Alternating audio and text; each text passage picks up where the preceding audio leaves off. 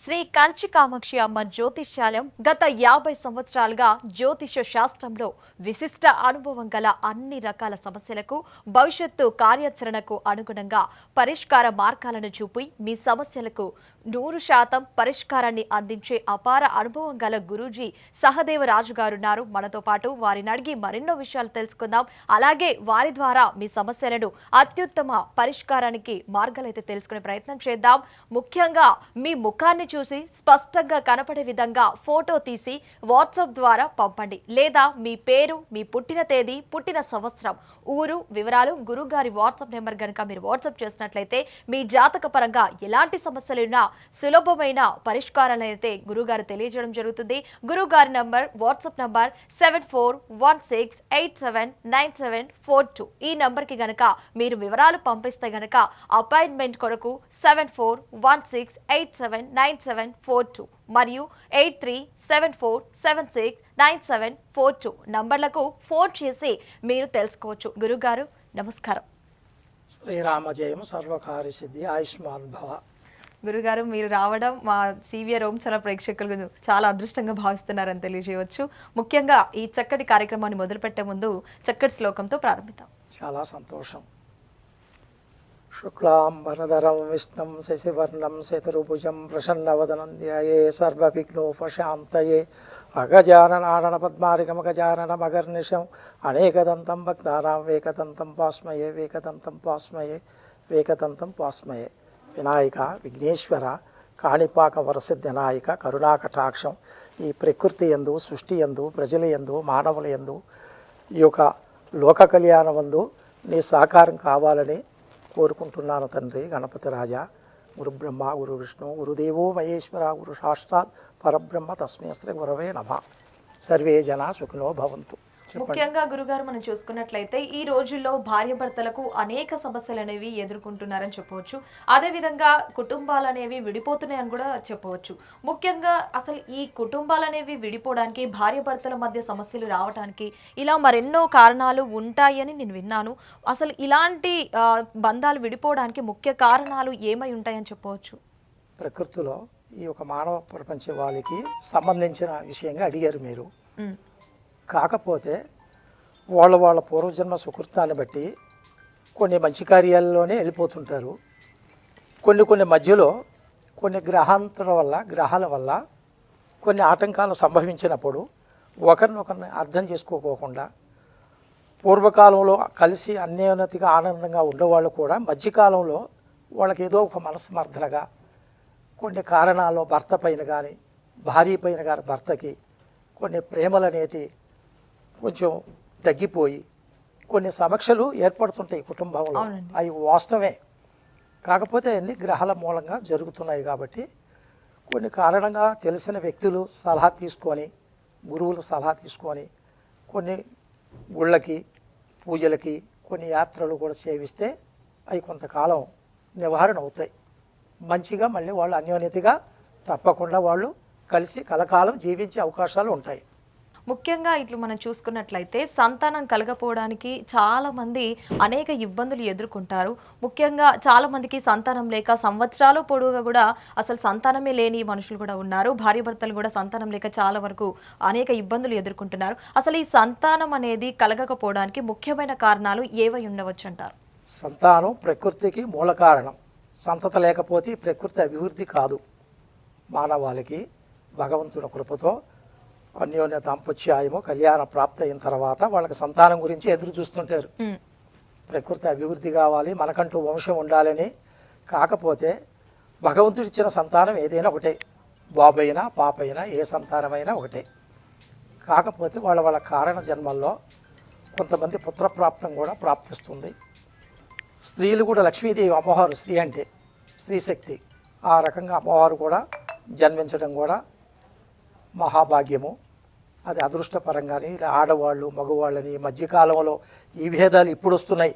పాప పుడితే పాపను ఎలా చూడగలుగుతాం, ఆర్థికంగా ఉన్నాం, ఎలా ఏమైనా కాపాడుకొని పెంచి పెద్ద చేసి మ్యారేజ్ చేయగలుగుతామనే ఒక అభ్యంతరాలు ఇప్పుడు వస్తున్నాయి. ఆ కాలంలో ఆడవాళ్ళని కన్నారు, మగవాళ్ళని కన్నారు. ఆ కాలానికి అనుగుణంగానే వాళ్ళు పెంచి పెద్ద చేశారు, పెళ్ళిళ్ళు చేశారు. అన్ని విధాలుగా వాళ్ళు బాగున్నారు. కాకపోతే ఇప్పుడు కొన్ని సంతానం గురించి కూడా వాటికి కూడా దైవ యాత్రలు దైవ పూజలు కూడా కొన్ని చేయాల్సిన అవకాశాలు ఉంటాయి. లేదంటే వాటికి పరిష్కారం అనేది పరమార్థమైన కొన్ని పూజలు కూడా చేయించుకోవాల్సిన అవసరాలు కూడా ఉంటాయి. వాళ్ళకి కొన్ని గుళ్ళు గోపురాలు తిరిగినంత మాత్రంతో కాకుండా కొన్ని పరిష్కారాలు అనేది కూడా చేస్తే వాళ్ళకి సంతాన ఫలితం కూడా తప్పనిసరిగా కలుగుతుంది. పిల్లలు తల్లిదండ్రుల మాట వినకపోవడం అనేది మనం సాధారణంగా వింటూనే ఉంటాం. వాళ్ళు మారం చేయడం కూడా జరుగుతుంది. అసలు పిల్లలు అనేది చాలా వరకు తల్లిదండ్రుల మాట విన్న వాళ్ళు ఉంటారు, వినని వాళ్ళు కూడా రెండు విధాలుగా ఉంటారని విన్నాము. అసలు ఇలా వినకపోవడానికి కారణాలు కూడా ఉంటాయంటారా? ఉన్నాయి, తప్పనిసరిగా కారణాలు కూడా ఉన్నాయమ్మా. కాకపోతే వాళ్ళ పిల్లల పెంపకంలో ప్రతి వ్యక్తి కూడా మా బాబు ప్రయోజకుడు కావాలి, మా పాప ప్రయోజకురాలు కావాలి, వాళ్ళు భవిష్యత్తులో ముందుకెళ్ళాలి, ఎడ్యుకేషన్లో ఆరోగ్యపరంగా చదువులు గొప్పగా చదివి జాబ్ అయినా వ్యాపారమైనా ఏదో ఒకటి ఉద్యోగ రంగమైనా ప్రయోజకులు కావాలని కోరుకుంటారు. కానీ వాళ్ళు కోరుకున్నంత మాత్రంతో క్షేమాన్ని కోరుకుంటారు తప్పని అపక్షేమాన్ని కోరుకోరు. కాకపోతే కర్మానుసారంగా వాళ్ళు కొన్ని చెడు గ్రహ దోషాల వల్ల వాళ్ళు ఎడ్యుకేషన్లో కొనసాగకుండా పోవడం, స్నేహిత ధర్మంగా చెడు స్నేహితులు తిరగడం, ఆరోగ్యాన్ని అనారోగ్యంగా చేసుకోవడం, పెద్దల మాట వినకుండా నాన్న మాట కానీ అమ్మ మాట కానీ లెక్క చేయకుండా గ్రహించకుండా చెడు తిరుగుళ్ళు తిరిగి చెడ్డ పేరు కూడా తెచ్చుకుంటున్నారు. దానివల్ల అమ్మ నాన్నకి ఎంతో ఆందోళనగా ఉంది. వాళ్ళకి చాలా కష్టం. అది చెప్పాల్సిన సమీక్ష కాదు. అది పిల్లల భవిష్యత్తు గురించి ఆ బాధ అనేది అది అంతా ఇంత అనేది కాదు. అది ఎవరు చెప్పుకోలేరు బయట. మా బాబు ఇలా చేస్తున్నాడు, మా పాప ఇలా చేస్తుండని చెప్పుకుంటే ఒక ఇంటి గుట్టు వీధిలో పలసనని అది ప్రయోజనం లేకుండా పోతుందని వాళ్ళ మనసులో పెట్టుకొని కుమిలిపోతుంటారు. ఏదో వాళ్ళ బంధుత్వంలో వాళ్ళకి రక్త సంబంధమైన వ్యక్తి ఎవరు ఉంటే ఒకరికో ఇద్దరికో చెప్పుకుంటారు, వాళ్ళ ద్వారాగైనా మా పిల్లలు మారుతారని. కానీ కొన్ని సలహాలు తీసుకొని ఆటోమేటిక్గా బంధుమిత్రులు కావలసిన వాళ్ళ ద్వారా కూడా వాళ్ళ సలహా పేరుకి మారిన వాళ్ళు ఉన్నారు. కాకపోతే వాళ్ళ గ్రహాల వల్ల అదే స్థితిలో వెళుతుంటారు, మారకుండా అదే లైన్లో వెళుతుంటారు. కాకపోతే వాళ్ళకు కూడా గుళ్ళు గోపురాలు దైవ పూజలు కూడా చేయించి చూడాలి. మనం చూసిన తర్వాత వాళ్ళు మారకపోతే దానికి కొన్ని పరిహారాలు అనేటివి కొన్ని ఉంటాయి. ఆ పరిహారాల ద్వారా వాళ్ళు మారుతారు. వాళ్ళు మళ్ళీ ఆటోమేటిక్గా ప్రయోజకులు అవుతారు. తప్పకుండా వాళ్ళకి సొల్యూషన్ లేదు అనే దానికి కారణం లేదు, సొల్యూషన్ ఉంది, వాళ్ళు ప్రయోజకులు అవుతారు తప్పనిసరిగా. మానవ జీవితంలో మార్పులు చేర్పులు అనేటివి వాస్తవంగా వస్తుంటాయి, అది సాధారణమే. కాకపోతే మంచి మార్పులు వచ్చినప్పుడు మనకు అన్ని విధాలుగా మనం అనుకున్నట్టుగా గృహప్రాప్తి జరిగింది, వాహన ప్రాప్తి జరిగింది, లక్ష్మీ చేతిలో ఉంది, ఒకరికి మనం సహాయం చేసే స్థితి కూడా మనకు భగవంతుడు ఇచ్చాడు అనే భావంలో కొన్ని ఇబ్బందికరంగా కొన్ని బంధుమిత్రులు కొంత పరిస్థితులు కొంచెం వెనక ముందు ఉండేవాళ్ళు కూడా వాళ్ళంతూ వాళ్ళు సహాయం చేసి కూడా పర్వాలేదు మన వాళ్ళు బాగుండాలని కోరుకుంటారు. కొంతమంది ఎదుటి వాళ్ళ గురించి పట్టించుకోరు. ఏదున్నా కష్టమైనా నష్టమైనా మనమే చూసుకుందామనే భావంలో కొంతమంది ఉంటారు. కాకపోతే కష్ట నష్టాలు అనేటి మానవ జీవితానికి కొన్ని పాపాలు చేసినందువల్ల కొన్ని పుణ్యాలు చేసినందువల్ల మంచి జరుగుతుందని, పాపాలు చేసినందువల్ల చెడు జరుగుతుందని అది వేదము భారతము భాగవతము గ్రంథం అవి వాస్తవంగా జరుగుతూనే ఉన్నాయి. కాకపోతే కొందరు అంటారు కదా ఇవాళ రేపు పాపం చేసిన వాళ్ళే బాగున్నారు స్వామి, పుణ్యంగా పోయిన వాళ్ళు అనుకూలంగా లేరు ఏంటి స్వామిని కూడా అడుగుతారు. ఆ రకంగా వాస్తవంగా అయితే కొన్ని గ్రహ బలాల వల్ల కొన్ని మార్పులు చేర్పులు వస్తుంటాయి. ఆ మార్పులు చేర్పులో మంచిగా ఉన్నప్పుడు 10 మందికి మనం సహకరించడమే మానవ ధర్మం. చెడుగా ఉన్నప్పుడు ఆ చెడును మనం ఎట్లా సొల్యూషన్ చేసుకోవాలా, ఏ ద్వారాగా ఎవరి ద్వారాగా ఏ గురువులను కలవాలా, ఏ గురువులు అయితే మనకు సరిపోతారనేది మంచి వ్యక్తులని గురువులను ఎంచుకొని వాళ్ళని కలుసుకొని వాళ్ళ ద్వారాగా కొన్ని పూజలు చేయించుకుంటే తప్పనిసరిగా అవన్నీ కవర్ అయి బాగు ఆనందంగా ఉంటారు. ఎంతో చదువులు చదువుకున్నా కూడా ఉద్యోగాలు రాక చాలా ఇబ్బందులు పడతారు. ఆ ఉద్యోగాలకు కూడా చాలా మంది డబ్బులు ఖర్చు పెడతారు. దానికి ముందుగా చదువుల కోసం తల్లిదండ్రులు లక్షలుగా ఖర్చు పెట్టి చాలా వరకు ఏంటంటే ఆ ఉద్యోగాలు రాక ఇబ్బందులు పడుతూ ఉంటారు. అసలు ఇలా రాకపోవడానికి ముఖ్య కారణాలు ఏమైనా ఉండి ఉంటాయంటారా? తల్లిదండ్రులు అబ్బాయిలు పాపలు వాళ్ళ భవిష్యత్తుల్లో పెద్ద చదువులు చదవాలి, ప్రయోజకులు కావాలి, గొప్పవాళ్ళు కావాలనే మమకారంతో ఆశతోనే వాళ్ళకి ఎంతో బోధన కూడా చేస్తుంటారు. స్కూల్లో కాలేజీల్లో చెప్పింది కాక కొంతమంది ఎక్స్పీరియన్స్ ఉన్నోళ్ళు తల్లి అయినా తండ్రి అయినా శ్రద్ధగా కూర్చొని ఏం సబ్జెక్ట్ జరుగుతుంది, ఏం రాస్తున్నారు, ఎలాగ రాస్తున్నారు అని కూడా అడిగి తెలుసుకునే వాళ్ళు కూడా కొందరు ఉన్నారు. ఎక్కువ మంది అనేది సరే పోతున్నారు వస్తున్నారు కాలేజీకి స్కూల్కి అనే భావనలోనే పర్వాలేదులే అనే ఆలోచనలో ఉంటారు కొంతమంది. వాళ్ళ జాబులు, వాళ్ళ బిజినెస్లు, వాళ్ళ వ్యవసాయాలు వాళ్ళే చూసుకుంటారు. ఈ పిల్లలు ఏం చేస్తున్నారా, ఎంతవరకు చదువుతున్నారా అనేది పెద్దగా కొందరు పట్టించుకోరు. వాస్తవంగా అయితే కొందరు పట్టించుకుంటారు. కాకపోతే ఆ చదువులు కొన్ని కారణాల చేత అభివృద్ధి కాకపోవడం, తక్కువ చదవడం, తక్కువ చదివిన వాళ్ళు కూడా ఎక్కువగా జాబులు కూడా వస్తున్నాయి కొంతమందికి. ఎక్కువ చదివిన వాళ్ళు కూడా ఇప్పుడు వరకు కూడా కొందరు జాబు లేకుండానే ఉన్నారు. కొందరు ఇసుకుపడిగా జాబు రాదేనేమని బిజినెస్, వ్యవసాయం, వ్యాపారం రకంగా చాలామంది పెద్ద చదువుకున్న వాళ్ళు కూడా కొందరు అంటారు, స్వామి నేను పెద్ద చదివాను కానీ ఉద్యోగం రాలేదు, అందుకే ఈ బిజినెస్ చేసుకుంటున్నాను స్వామి అని కూడా కొందరు అంటున్నారు. కాకపోతే వాళ్ళ కర్మానుసారంగా కొన్ని ఉంటాయి. కొన్ని చెడు గ్రహ మార్గాల వల్ల కొన్ని అందుబాటు రాకుండా చేతికి వచ్చినట్టు వచ్చి ఉద్యోగం వస్తుందని కూడా, జాబ్ వస్తుందని కూడా ఆశపడి కూడా ఇప్పుడు దాకా రాని వాళ్ళు కూడా ఉన్నారు, ఎదురు చూస్తుంటారు. ఆ రకంగా వీటికి కూడా కొన్ని చేర్పులు మార్పులని కొన్ని గ్రహబలాల వల్ల కొంతవరకు ముందడుగు వేయలేకపోతున్నారు. ఎడ్యుకేషన్లో కానీ జాబులు దొరకపోవడం కానీ, దొరికిన జాబ్ కూడా నికరంగా అది ఉండకుండా ఏదో కారణం చేత మళ్ళీ అది క్యాన్సిల్ అవుతుంది.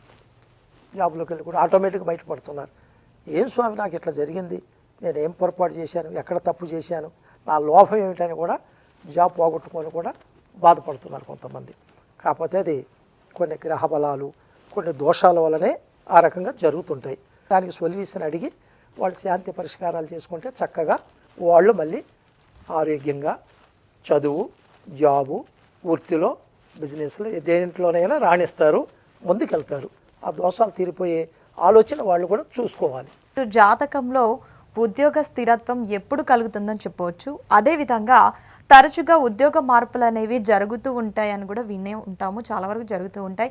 అసలు ఇలా జరగడానికి ముఖ్య కారణాలు ఎందుకై ఉంటాయి అంటారు? అసలు ఇలా ఎందుకు జరుగుతాయి అంటారు? దీనికి ముఖ్య కారణం ఏమై ఉంటుంది? ఉద్యోగ కారణాలంటే వాళ్ళ ఎడ్యుకేషన్ విధానాన్ని బట్టి, వాళ్ళ యొక్క ఆలోచన అనుభవం ప్రకారంగా వాళ్ళు ప్రయోజకులయ్యే అవకాశాలు కూడా ఉన్నాయి, లేకపోలేదు. కాకపోతే అన్నీ ఉండి కూడా వాళ్ళు రాణించలేకపోతున్నారు, ఉద్యోగంలో జాబుకు అందుకోలేకపోతున్నారు, చాలా మానసికంగా బాధపడుతున్నారు. అనేక విధాలు, ఒక విధం కాదు, ఏం చేసినా వాళ్ళకి ప్రయోజనం అనేది వాళ్ళ మనోనిగ్రహం కూడా కరెక్ట్గా నిలవలేకపోతుంది. ఇటు జాబేనా, లేకుంటే బిజినెస్ చేసుకోవాలన్నా, లేకపోతే రైతాంగం చేయాలన్నా, అసలు ఎందుకు జాబు రావటం లేదనేది ఒక ఆందోళన అనేది వాళ్ళలో తప్పకుండా ఏర్పడుతుంది. దానికి కొన్ని కారణాల వల్ల కొన్ని ప్రయత్నాలు కూడా విఫలం కావడం కూడా, వాళ్ళకి మధ్యలో కొన్ని గ్రహదోషాలు కూడా సంభవించి ఉంటాయి. ఇది మాత్రం వాస్తవం. లేకపోతే అంత గొప్ప చదివిన వాళ్ళకి జాబు రాని కారణం ఏంటంటే మానవ శరీరంలో ఏదో ఒక దోషం అనేది ఆరోగ్యంగా, ఎడ్యుకేషన్గా, బిజినెస్ తరపున ఇలాంటి కారణాలు కొన్ని ఉన్నాయి. ఆ దోష పరిహారం వాళ్ళు చేసుకుంటే తప్పకుండా వాళ్ళు ప్రయోజకులు అవుతారు. ప్రతి నుదుటి రేఖలో ఓ కథ, కళ్ళ లోతుల్లో దాగిన భావాలు, నుదుటి రేఖలో దాగిన అనుభవాలు. మీ వ్యక్తిత్వం, మీ ఆలోచన, మీ భాగ్యం మీ ముఖంలోనే ఎలా ప్రతిబింబిస్తాయో తెలుసుకోండి. శాస్త్రం, జ్ఞానం, ఆధ్యాత్మికత కలగలిపిన విశేష విశ్లేషణల సమాహారం ఫేస్ రీడింగ్ ద్వారా జాతకం. మిమ్మల్ని మీరు కొత్త కోణంలో చూసే మహత్తర అవకాశం శ్రీ కంచి కామాక్షి అమ్మ జ్యోతిష్యాలయం. దైవజ్ఞ గురూజీ సహదేవరాజు గారి శాస్త్రీయ సలహాలు, సూచనల పరిష్కార వేదిక. గత 50 సంవత్సరాలుగా జ్యోతిష్య సాముద్రిక శాస్త్రంలో విశిష్ట అనుభవం. భవిష్యత్తు కార్యాచరణకు అనుగుణంగా అన్ని సమస్యలకు పరిష్కార మార్గాలు. మీ సమస్యలకు 100% పరిష్కారాన్ని అందించే అపార అనుభవం దైవజ్ఞ గురూజీ సహదేవరాజు గారు నిర్వహించే శ్రీ కంచి కామాక్షి అమ్మ జ్యోతిష్యాలయం. మీరు చేయాల్సిందల్లా మీ ముఖాన్ని స్పష్టంగా కనపడే విధంగా ఫోటో తీసి వాట్సాప్ ద్వారా పంపండి. గురువు గారి వాట్సాప్ నంబర్ 7416879742. కొంతమంది కొన్ని కారణాల వల్ల బిజినెస్లు అభివృద్ధి కావాలని చేసుకున్నప్పటికైనా కాకపోవడంలో అవి ఏదైనా ఉంటే కొన్ని దోషాలు ఉంటాయి. అవి ఏంటి అని దాన్ని పరిశీలించి ఏ రకమైన దోషాలా, అవి ఎప్పుడు స్టార్ట్ అయినాయా, ఆ రకంగా బిజినెస్ ఎందుకు వృద్ధి కావడం లేదనేది చూసి దానికి పరిష్కార మార్గం ఏదో చెబుతాను. కాకపోతే వాళ్ళు స్వయంగా వచ్చి కలిసిన వాళ్ళు ఉన్నారు, కలుస్తున్నారు, లేదంటే వాళ్ళ వాట్సాప్ దూరంగా ఉంటే వాళ్ళ వాట్సాప్లో వాళ్ళ ఫోటో అనేది, డేట్ ఆఫ్ బర్త్ అనేది, వాళ్ళ జన్మస్థానం అనేది ఎక్కడ ఏంటి అనేది ఆ డీటెయిల్స్ పంపిస్తే తప్పకుండా చూసి వాళ్ళకి పరిష్కార మార్గం చెబుతాను. ఆర్థికంగా చాలా వరకైతే ఇబ్బందులు పడుతూ ఉంటారు. ఈ ఆర్థిక కష్టాలు జాతక దృష్ట్యా ఏ విధంగా సర్దుకుంటాయని చెప్పవచ్చు? ఆర్థికంతోనే మానవుడు ఎంత దూరం రాణించాలన్నా రాణించలేకపోవడం, అదే ఆర్థిక ఇబ్బందులు లేకుండా ఉంటే ఆ యొక్క వ్యక్తి ఎంత దూరం వెళ్ళాలి, ఏది సాధించాలి, మనం తృప్తిగా ఉండి పదుగురికి కూడా మనం మేలు చేయాలనే మనస్తత్వంలో ముందుకెళ్ళాలనుకున్నా వెళ్ళగలుగుతారు. కాకపోతే ఈ ఆర్థిక బాధల్లో ఇబ్బందుల వల్ల ఆ వ్యక్తి వెనక భావంలోనే వస్తుంటాడు, ముందుకు వెళ్ళలేకపోతుంటాడు. చాలా వరకు మనసు అనేది ఆందోళనగా, చాలా కష్టంగా, మనసు అనేది ఎవరి దగ్గరికి వెళ్ళాలన్నా, ఎవరితో మాట్లాడాలన్నా ఓపెన్గా, ఈ బంధువుల దగ్గరికి వెళ్ళాలన్నా, మిత్రులు స్నేహితుల దగ్గరికి వెళ్ళాలన్నా, ఏది చేయాలన్నా, ఎవరితో ఏది చెప్పుకోవాలన్నా సోషల్గా కొందరు చెప్పుకోలేరు. మానసికంగానే ఈ యొక్క బిజినెస్ రాణించకపోవడంలో, కాకపోతే వాళ్ళకి భార్య వల్ల, తన వల్ల, పిల్లల వల్ల, వాళ్ళ కుటుంబంలో ఏదో ఒక కారణం అనేది ఉంటుందన్నమాట. ఆ కారణాల ఆ దోషాల ద్వారాగానే వాళ్ళు రాణించలేకపోతున్నారు. కాబట్టి వాళ్ళు దైవ మార్గంగా కొన్ని పూజలు కూడా చేసుకోవచ్చు, కొన్ని యాత్రలు కూడా తిరగవచ్చు. ఏది చేసినా ప్రయోజనం కూడా కనపడటం లేదు స్వామి, ఎన్నో యాత్రలు తిరిగాను, ఎన్నో పూజలు చేశానని కూడా అలా కూడా కొంతమంది నా దగ్గరికి వచ్చి కలిసి చెబుతూ అడుగుతున్నారు. కాబట్టి వాళ్ళు నేరుగా వాళ్ళు దూరంగా ఉంటే వాళ్ళ ఫోటో వాట్సాప్ చేసి పంపించి వాళ్ళ పుట్టిన స్థలము, వాళ్ళ జాతక విధానం అనేది దాంట్లో వస్తాయి వాట్సాప్లో, ఆ డీటెయిల్స్ని చూసి చెప్పగలుగుతాను. నేరుగా వచ్చి కలిసే వాళ్ళు కూడా చాలామంది ఉన్నారు. అది వాళ్ళ అభిప్రాయం. వచ్చినా సంతోషమే, రాకపోయినా వాళ్ళు పంపించినా సంతోషమే. చూశారు కదండి, చాలా మంది ఆర్థిక ఇబ్బందులు పడుతూ ఉంటారు, అనేక సమస్యలతో బాధపడుతూ ఉంటారు. మరెందుకు ఆలస్యం, గురువు గారిని మీరు తక్షణమే సంప్రదించవచ్చు. ప్రతి ముఖంలో ఒక రహస్యం, ప్రతి నుదుటి రేఖలో ఓ కథ. కళ్ళ లోతుల్లో దాగిన భావాలు, నుదుటి రేఖలో దాగిన అనుభవాలు. మీ వ్యక్తిత్వం, మీ ఆలోచన, మీ భాగ్యం మీ ముఖంలోనే ఎలా ప్రతిబింబిస్తాయో తెలుసుకోండి. శాస్త్రం, జ్ఞానం, ఆధ్యాత్మికత కలగలిపిన విశేష విశ్లేషణల సమాహారం ఫేస్ రీడింగ్ ద్వారా జాతకం. మిమ్మల్ని మీరు కొత్త కోణంలో చూసే మహత్తర అవకాశం శ్రీ కంచి కామాక్షి అమ్మ జ్యోతిషాలయం. దైవజ్ఞ గురూజీ సహదేవరాజు గారి శాస్త్రీయ సలహాలు సూచనల పరిష్కార వేదిక. గత 50 సంవత్సరాలుగా జ్యోతిష్య సాముద్రిక శాస్త్రంలో విశిష్ట అనుభవం. భవిష్యత్తు కార్యాచరణకు అనుగుణంగా అన్ని సమస్యలకు పరిష్కార మార్గాలు. మీ సమస్యలకు 100% పరిష్కారాన్ని అందించే అపార అనుభవం దైవజ్ఞ గురూజీ సహదేవరాజు గారు నిర్వహించే శ్రీ కంచి కామాక్షి అమ్మ జ్యోతిష్యాలయం. మీరు చేయాల్సిందల్లా మీ ముఖాన్ని స్పష్టంగా కనపడే విధంగా ఫోటో తీసి వాట్సాప్ ద్వారా పంపండి. గురువు గారి వాట్సాప్ నంబర్ 7416879742. మీరు కూడా అనేక సమస్యలతో ఆర్థిక ఇబ్బందులు పడుతున్నారా? కుటుంబ సమస్యలతో బాధపడుతున్నారా? చదువు, ఉద్యోగం, వ్యాపారం ఇలాంటి సమస్యలతో బాధపడుతున్నారా? మరెందుకు ఆలస్యం, శ్రీ కంచి కామాక్షి అమ్మ జ్యోతిష్యాలని సంప్రదించండి. మేము ఇదివరకు చెప్పిన వాట్సాప్ నెంబర్కి గనక మీ వివరాలని సెండ్ చేసినట్లయితే మీకు జాతక పరంగా మీకు కుటుంబ సమస్యలు ఎలాంటి సమస్యలకు అయినా గురుగారు మీకు పరిష్కారం అనేది తెలియజేయడం జరుగుతుంది. మరెందుకు ఆలస్యం, మేము చెప్పిన వాట్సాప్ నెంబర్కి మీ వివరాలని ఫార్వర్డ్ చేయండి.